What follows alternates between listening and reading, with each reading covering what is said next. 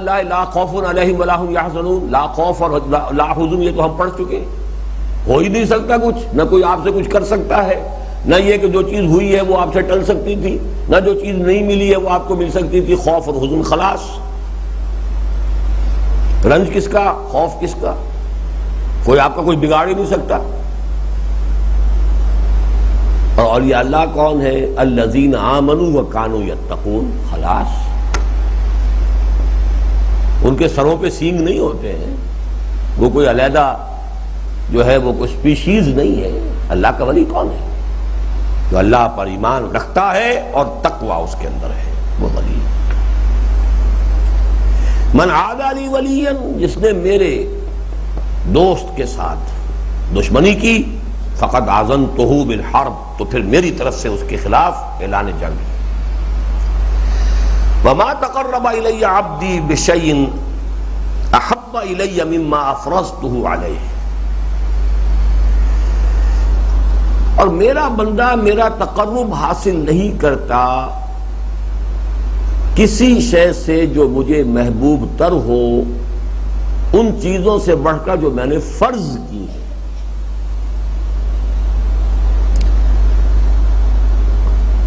سمجھ رہے ہیں آپ اس کو؟ ہماری ساری جد و جہد کا مقصد کیا؟ اللہ کا قرب حاصل کرنا، اللہ راضی ہو جائے، اللہ کا تقرب باب تفاعل، قرب حاصل۔ قربانی بھی تقرب کے لیے ہے، قربانی بات نہ وہی ہے۔ اب ایک فرائض ہیں جو اللہ نے فرض کر دیے، فرائض ادا کرتے ہوئے تقرب حاصل کرنا۔ اب اس میں ایک پرابلم ہے، بہت سخت پرابلم ہے، اس کو سمجھیے گا۔ وَلَا يَزَالُ عَبْدِي يَتَقَرَّبُ إِلَيَّ بِالنَّوَافِلِ، اور میرا بندہ میرا قرب حاصل کرتا رہتا ہے نوافل کے ذریعے سے، حَتَّى أُحِبَّهُ، یہاں تک کہ میں اسے محبت کرنے لگتا ہوں۔ فَإِذَا أَحْبَبْتُهُ، پھر جب میں اس سے محبت کرتا ہوں، كُنْتُ سَمْعَهُ الَّذِي يَسْمَعُ بِهِ، میں اس کے وہ کان بن جاتا ہوں جن سے وہ سنتا ہے۔ وَبَصَرُهُ الَّذِي يُبْصِرُ بِهِ، اور اس کی وہ آنکھیں بن جاتا ہوں جن سے وہ دیکھتا ہے۔ وَيَدُهُ الَّتِي يُبْطِشُ بِهَا، اس کا وہ ہاتھ بن جاتا ہوں جس سے وہ پکڑتا ہے۔ وَرِجْلَهُ الَّتِي يَمْشِي بِهَا، اور اس کے وہ پاؤں بن جاتا ہوں جس سے چلتا ہے۔ وَلَئِن سَأَلَنِي لَأُعْطِيَنَّهُ، اگر وہ مجھ سے کچھ مانگے گا میں اسے لازماً دوں گا۔ وَلَئِن اسْتَعَاذَنِي لَأُعِيذَنَّهُ، اگر وہ مجھ سے تعوذ کرے گا، پناہ طلب کرے گا، میں لازماً پناہ دوں گا۔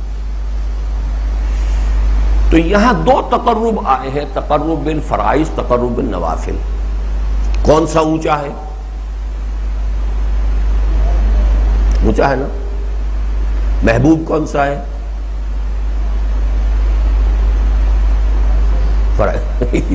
کیا چکر کیا ہے اس پر؟ یہ کہ سمجھ لیجئے، اس پر چونکہ میری پوری تقریر ہے، کتابچہ چھپا ہوا ہے، مجھے تفصیل میں جانے کی ضرورت نہیں ہے، لیکن یہ بڑی اہم حدیث ہے۔ تصوف کے باب میں اس حدیث کو نہ سمجھنے کی وجہ سے سارا فساد پیدا ہوا ہے۔ اس حدیث میں اصل میں دو مختلف کیفیات کا بیان ہے۔ اگر اللہ کا دین قائم نہیں ہے تو پہلا فرض ہے اس کے دین کو قائم کرنا۔ نوافل تو اس کے بعد آئیں گے نا۔ فرض اہم ہے یا نفل زیادہ اہم ہے؟ فرض نماز پڑھو نہیں، نوافل کے ڈھیر لگا دو، دے لے کے نہیں۔ اقامت دین کی جد و جہد فرض عین، اس لیے اس وقت آپ کیا کریں گے؟ نماز فرض پڑھ لیجئے، روزہ فرض رکھ دیجئے، لیکن اپنی ساری جد و جہد، اپنی ساری توانائی، اپنی ساری قوت اقامت دین کی جد و جہد میں لگائیے کہ وہ فرض ہے۔ نوافل کا وقت کہاں ہے؟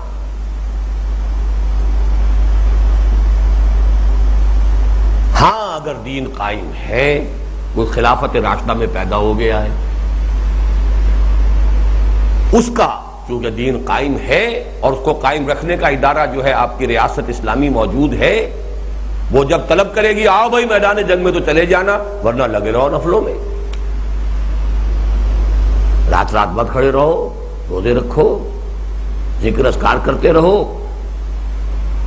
ہائر ویلیو یہ ہو جائے گی. لیکن ہائر ویلیو کب ہوگی؟ جبکہ پہلی منزل بنی ہوئی ہو. یہی تو میں نے ہمیشہ آپ کو بتایا کہ 6 منزلہ عمارت جو فرائض دینی کی میں بتاتا ہوں، اس میں اہم ترین اولین ہے، بلند ترین اقامت دین ہے. اولین کیا ہے؟ عبادت رب.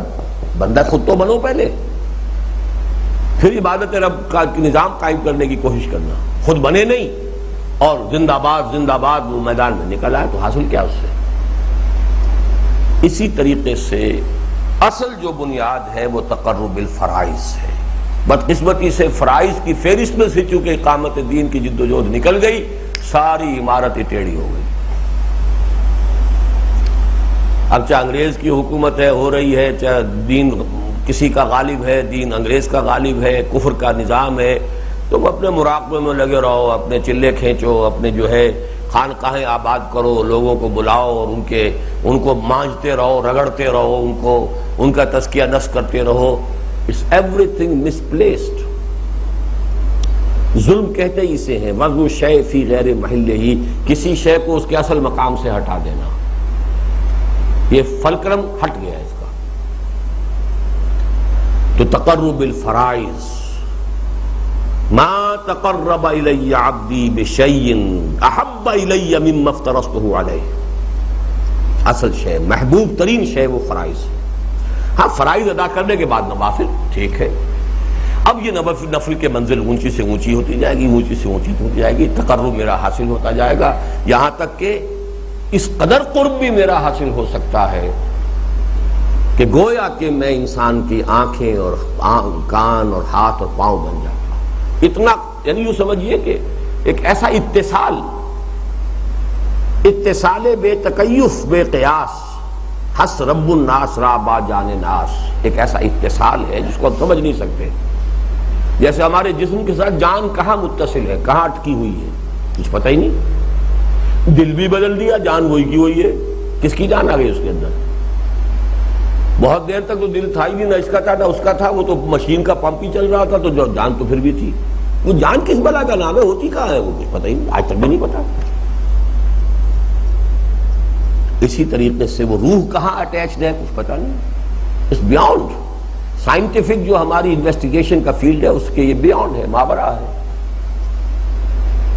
لیکن یہ کہ کیفیت ایسی ہو سکتی ہے کہ اتنا اتصال ہو جائے، فنا فی اللہ انسان ہو جائے.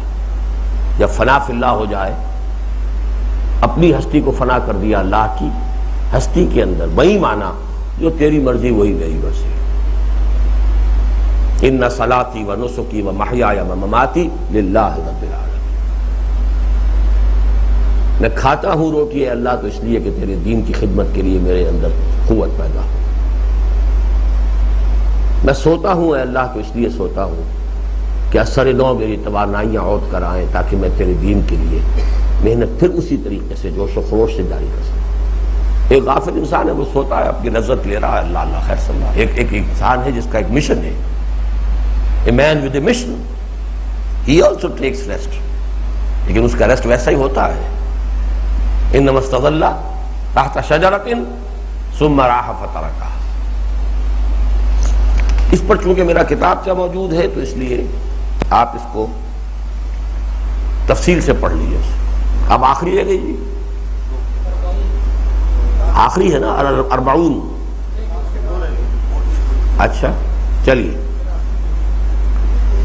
عن ابن عمر رضی اللہ عنہما قال اخذ رسول اللہ صلی اللہ علیہ وسلم بمنکبی فقال بمنکبی. حضرت عبداللہ ابن عمر رضی اللہ تعالی عنہ، دیکھیے جیسے حضرت عبداللہ ابن عباس حضور کو پیارے تھے، وہ عباس کے بیٹے، چچا کے بیٹے تھے، بھتیجے تھے، عمر میں چھوٹے تھے، اسی طریقے سے عمر کے بیٹے عبداللہ یہ بھی بہت پیارے تھے آپ. تو حضور وہ فرماتے ہیں کہ ایک دفعہ حضور نے میرا شانہ پکڑ لیا. اب یہ اپنائیت، شفقت اور انتہائی جو قرب ہے اس کی ایک کیفیت ہے. فقال، اور فرمایا کن فی الدنیا کانک غریب عابر سبیل